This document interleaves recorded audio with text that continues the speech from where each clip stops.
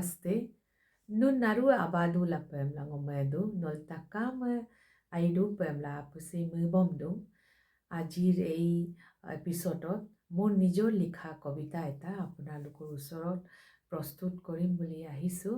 साथ ही आप सभी को अंतर्राष्ट्रीय मातृभाषा दिवस की शुभकामनाएं। यूनेस्को द्वारा आज के इस दिन को इंटरनेशनल मदर लैंग्वेज डे के रूप में घोषित किया गया है। कविता की प्रस्तुति से पहले कुछ बातें आप सभी के बीच रखना चाहती हूँ। विशेष रूप से अरुणाचल प्रदेश के युवाओं को कहना चाहती हूँ, और मेरी ये जो कविता है वो भी समस्त रूप से अरुणाचल प्रदेश पर ही आधारित है। हम सभी को पता है कि शब्दों की उत्पत्ति कहीं ना कहीं से है, और उनके पीछे खोज करने पर हमें उस समाज के बारे में विस्तार से ज्ञान प्राप्त होता है।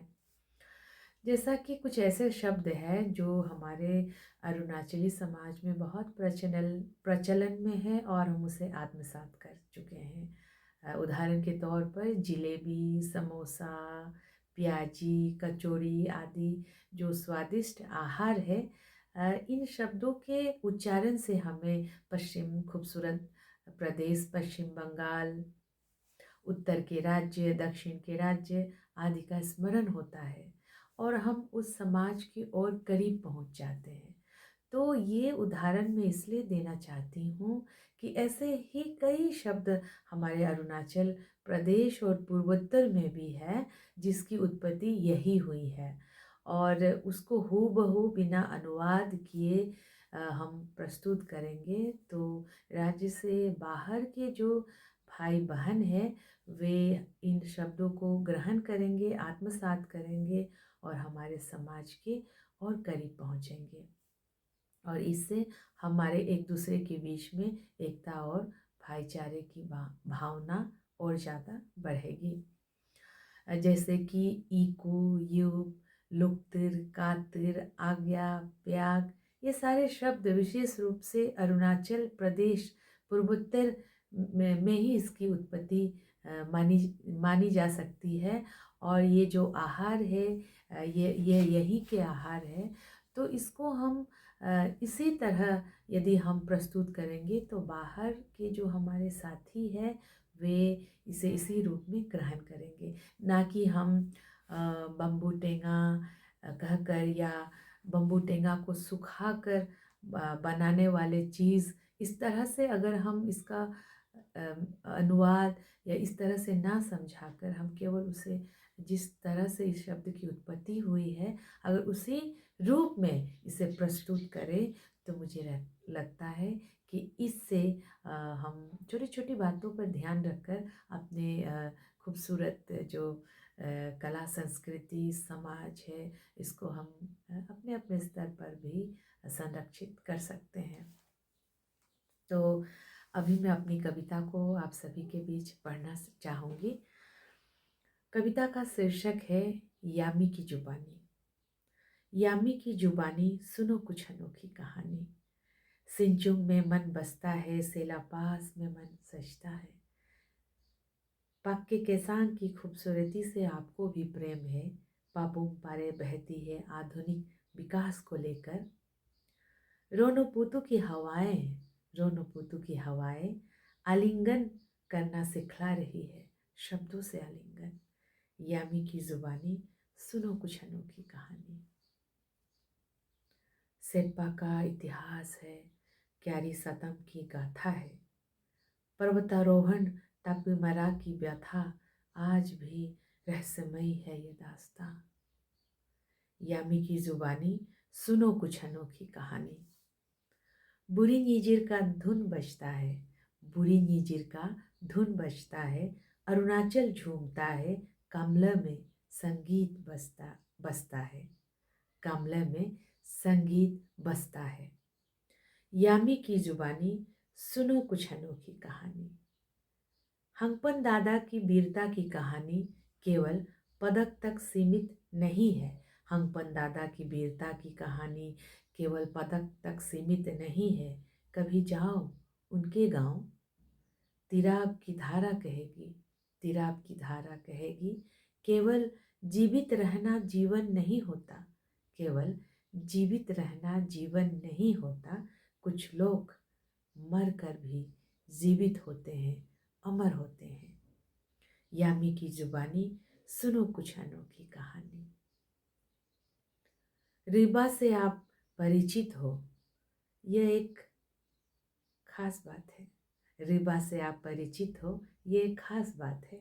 बात तो तब अधिक खास होगी, बात तो तब अधिक खास होगी जब आप संघ राज्य के प्रथम मुख्यमंत्री की संघर्षमय जीवन को जानोगे और ताम्रपत्र के अल्फाजों को मौजे रिबा के नाम के साथ देखोगे। यामी की जुबानी, सुनो कुछ अनोखी कहानी।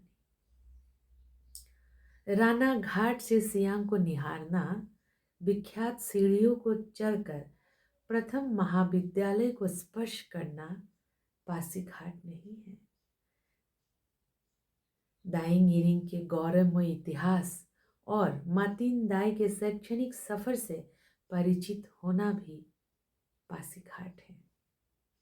आबोर के इतिहास को पलटकर, शोध कर उसे अपने आप में आत्मसात करना भी पासीघाट है।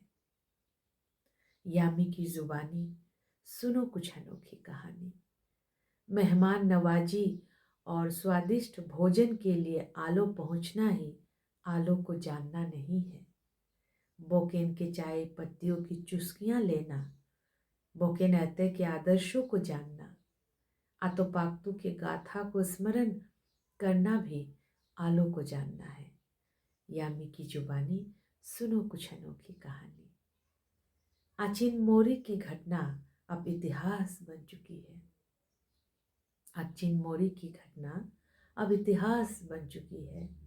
गीदाम योंगाम की तस्वीरें धुंधली सी हो गई है। काची की अद्भुत शक्तियों की गाथा, काची की अद्भुत शक्तियों की गाथा कहीं इस पीढ़ी के साथ समाप्त ना हो जाए। यामी की जुबानी, सुनो कुछ अनोखी कहानी।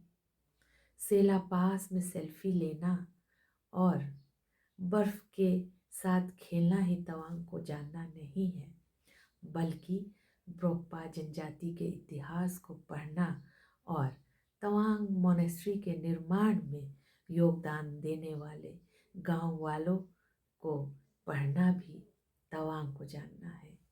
यामी की जुबानी, सुनो कुछ अनोखी कहानी।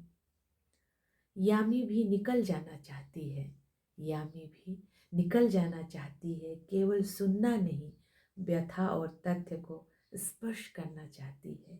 यामी की जुबानी, सुनो कुछ अनोखी कहानी, सुनो कुछ अनोखी कहानी। मेरी कविता को धैर्य के साथ सुनने के लिए बहुत बहुत धन्यवाद।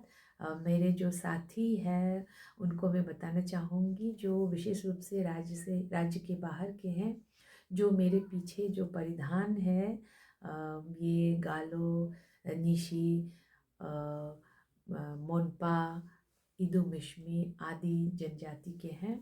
इसके अलावा भी अरुणाचल प्रदेश में 100 से ऊपर जनजातियां निवास करती हैं और वे अपने बृहद कला संस्कृति के लिए पहचाने जाती हैं। आज के इस अंक में बहुत बहुत धन्यवाद। और जो मेरे बाहर के साथी हैं उनसे निवेदन करती हूँ कि आज आप मेरे से एक शब्द ज़रूर सीखिए और नीचे कमेंट्स में भी लिखिएगा कि आपने सीखा कि नहीं। वो शब्द है नोकाकेन, यानी कि आप बहुत सुंदर हो। तो धन्यवाद। अगले किसी अंक में आप सभी के बीच ज़रूर मुखातिब हो जाऊंगी एक और नए विषय के साथ।